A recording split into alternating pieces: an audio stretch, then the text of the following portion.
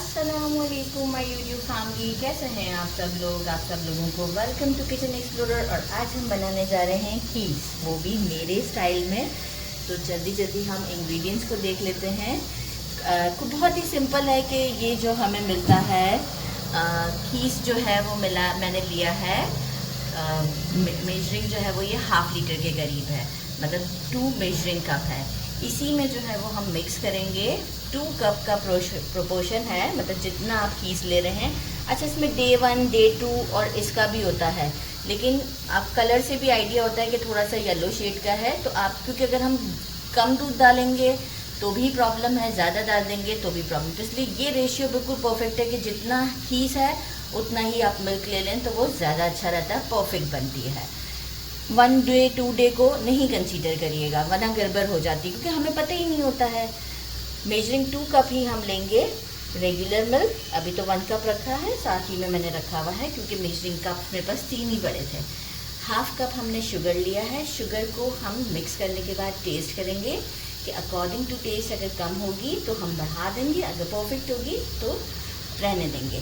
और आप भी अपने हिसाब से ही यूज़ कीजिएगा।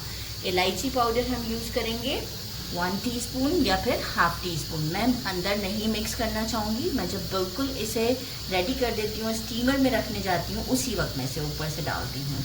और बाकी मैं कोई और चीज़ नहीं डालती, नो बादाम पिस्ता, नो केसर, क्योंकि आप पे डिपेंड करता है आपके फ्लेवर पर कि आपको अगर केसर पसंद है, ज़ाफ़रान, तो आप ज़रूर डालें, और बादाम पिस्ता भी। हमें सिर्फ इलायची, वो भी कम, उसके साथ ये पसंद है।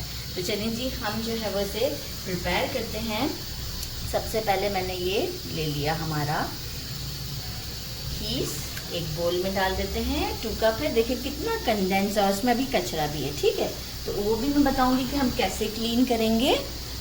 2 कप हमने ये ले लिया, काफ़ी गाढ़ा सा होता है एज़ कम्पेयर टू मिल्क के। देखें कचरा भी है, कोई बात नहीं, इसे हम क्लीन करेंगे। 1 कप मिल्क रेगुलर, एक डाल दिया, दूसरा भी डाल देते हैं, दूसरा कप भी डाल दिया। शुगर ऐड करते हैं और इसे शुगर को डिज़ोल्व होने तक मिक्स करते हैं। शुगर डिज़ोल्व हो जाएगी अराउंड 2 to 3 मिनट्स में। कंटिन्यूस स्टर करती रहूँगी, कोई हमें सारा काम अभी काउंटर पर ही करना है। डिज़ोल्व कर दिया है, टेस्ट भी किया, बिल्कुल परफेक्ट है, क्योंकि अगर हम ओवर शुगर भी डाल देते हैं तो इसमें अच्छा नहीं लगता है। एक मोल्ड ले लिया है मैंने, और मोल्ड ऐसा लीजिएगा, मोल्ड है या कोई बोल है आपके पास तो वो ऐसे लीजिएगा कि हम कोई स्टीमर जो रेडी करते हैं वो भी मैं आपको दिखाऊंगी, तो आपको आइडिया हो जाएगा कि उसमें फिक्स्ड आ जाए, ठीक है। और फिर हमें कोई प्रॉब्लम ना हो। सीप से हम इसे छानते हुए इसमें डाल देते हैं, ताकि कोई भी रेसिड्यू होगा या कुछ भी है तो वो सब जो है वो इसी में आ जाएगा।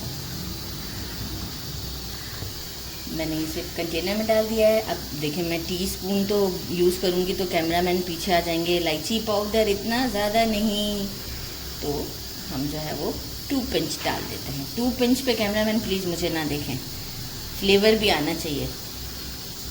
2 पिंच डाल दिया है, राइट। अब हम चलते हैं हमारे स्टीमर की तरफ और इसे रखते हैं फॉर 20 मिनट्स।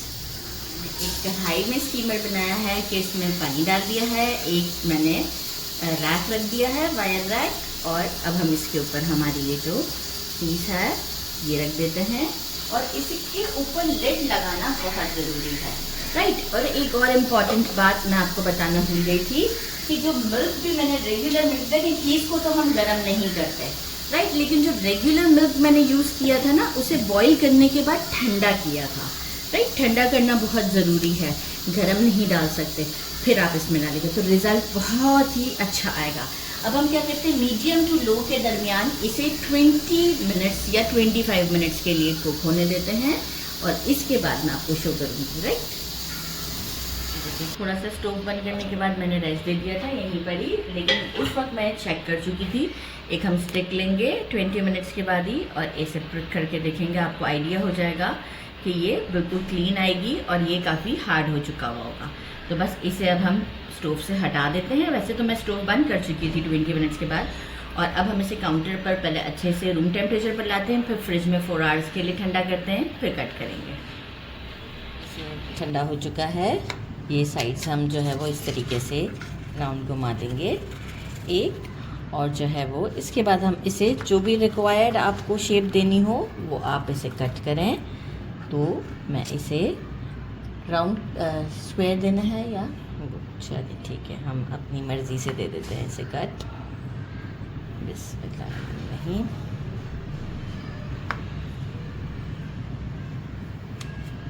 تھوڑا ٹیڑھا میڑھا ہو رہا ہے، دکھ رہا نہیں ہے مجھے۔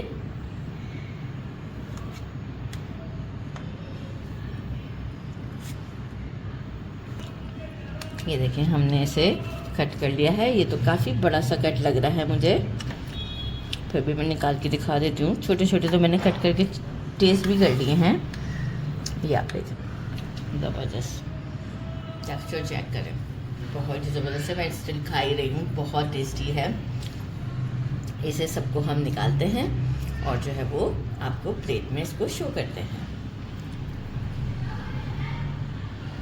یہ میری رنگ برنگی کٹنگ اگنور کیجیے گا، اور کیونکہ آج کیمرہ مین نے بالکل مجھے کٹنگ کے ٹائم ہیلپ نہیں کیا، میں آپ کو اسے ایک کو توڑ کر بھی دکھاؤں کہ آپ اس کو چیک کریں۔